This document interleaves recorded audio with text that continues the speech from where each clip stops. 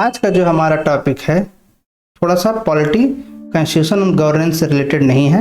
ये current affair motivated topic आज होगा हमारा। करंट अफेयर की बात करें तो हम द हिंदू को फॉलो करेंगे और इसमें एक अनाउंसमेंट आया है दिल्ली गवर्नमेंट का। दिल्ली गवर्नमेंट ने एक अनाउंसमेंट किया है, एक्चुअल में एग्जीक्यूटिव आर्डर है कि all type of fire cracker पर 1 जनवरी 2023 तक बैन लग गया है। बैन का मतलब उन्होंने कहा है कि ये जो बैन सिर्फ 1 जनवरी 2023 तक है, उसके बाद आप धूमधाम से धुआंधार तरीके से फायर क्रैकर पटाखे छोड़ें, पटाखे छोड़ते रहें, कोई समस्या नहीं है। लेकिन 1 जनवरी 2023 तक आपको पटाखे नहीं छोड़ना है। इसको एक्चुअल में देखा जाए तो ये पर्यावरण के पॉइंट ऑफ व्यू से डिसीजन बहुत अच्छा है। पर्यावरण को ध्यान में रखते हुए, व्यक्तियों के और पृथ्वी के स्वास्थ्य को ध्यान में रखते हुए फायर क्रैकर को अलाउ नहीं करना चाहिए। परंतु क्वेश्चन ये क्रिएट हो जाता है कि क्या सच में इन्वायरमेंट से रिलेटेड एग्जीक्यूटिव ऑर्डर है? क्या 1 जनवरी 2023 के बाद मंगल ग्रह से ऑक्सीजन की बौछार की जाएगी प्रकृति द्वारा, या शुक्र ग्रह से बौछार होगी जिससे कि यहाँ पर कोई समस्या ही नहीं होगी? 1 जनवरी 2023 के बाद बैन क्यों नहीं है? सबसे बड़ा क्वेश्चन ये है कि 1 जनवरी 2023 के बाद आप पर्यावरण प्रदूषण कर सकते हैं, तब कोई समस्या नहीं है। तो 1 जनवरी 2023 से पहले एक्चुअल में ये दीपावली को देख करके, हिंदू त्यौहार दीपावली और दशहरा को देखते हुए बैन लगाया गया और ऐसा हर साल गवर्नमेंट करती है। ये एक एक्चुअल में जो पॉलिटिकल मोटिवेटेड डिसीजन है, न कि इन्वायरमेंट फ्रेंडली डिसीजन है।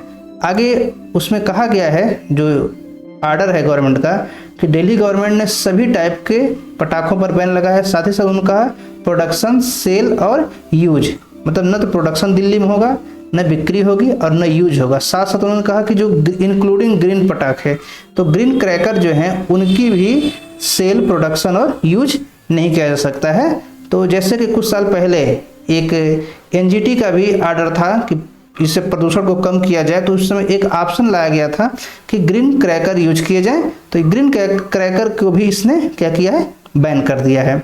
अरे इसने देखा जाए कहा क्या गया है नोटिफिकेशन में कि जो प्रोडक्शन और सेल हैं ये फायर क्रैकर के, एक्चुअल में अगर इन पर हम बैन लगा देंगे तो बहुत सारे लोगों की ज़िंदगी को बचाएंगे।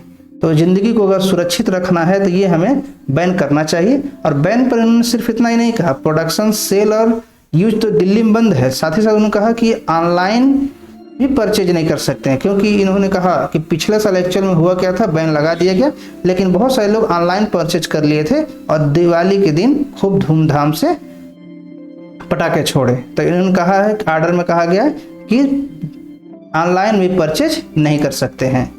आगे देखिए उन्होंने कहा है कि अगर रेगुलेटरी एक्शन किया जाए, ठीक, अगर रेगुलेटरी एक्शन हो और वो मास लेवल पर अगर हो, सभी लोग, सारे पब्लिक लोग इसमें क्या करें, मिल करके साथ आएँ, कोई फायर क्रैकर नहीं यूज करे, तो हमारे पर्यावरण को नुकसान नहीं होगा, व्यक्ति के स्वास्थ्य कोई रिस्क नहीं पहुंचेगा, कोई खतरा नहीं पहुंचेगा और ये हमारे लिए बहुत ही फायदेमंद है। ये बात तो बहुत अच्छी है। उन्होंने कहा कि जो फायर क्रैकर है, एक्चुअल में दिल्ली की जो पोल्यूशन है वो बहुत ख़राब होती है इन विंटर मंथ। यहाँ पर वर्ड इंक्लूड किया गया है विद इन विंटर मंथ।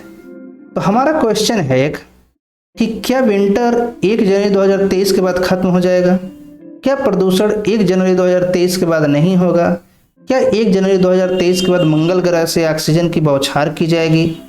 कौन बौछार कराएगा? अरविंद केजरीवाल कराएंगे कि मोदी जी कराएंगे, या कोई भस्मासुर आ जाएगा जो ऑक्सीजन की बौछार कराएगा? तो एक्चुअल में ये इन्वायरमेंट फ्रेंडली डिसीजन नहीं है, ये पॉलिटिकली मोटिवेटेड तुष्टीकरण की नीति है। तो ये जो है एक अच्छी चीज़ नहीं है। इससे गवर्नमेंट को प्रदूषण पर अगर बैन लगाना है, तो मेरा जहाँ तक व्यू है, हमारा जो ओपिनियन है, इसे 365 दिन बैन कर देना चाहिए पूरे साल। कभी भी किसी भी अवसर पर इसका प्रयोग नहीं किया जा सकता है, क्योंकि 2 जनवरी के बाद आप यूज कर सकते हैं, आपको कोई समस्या नहीं है। आप धूमधाम से पर्यावरण को प्रदूषित करते रहें, क्योंकि उसकी जिम्मेदारी किसकी है? आप ही की है। मरे या न मरे, पर 1 जनवरी 2023 के बाद पटाखे जरूर छोड़ें।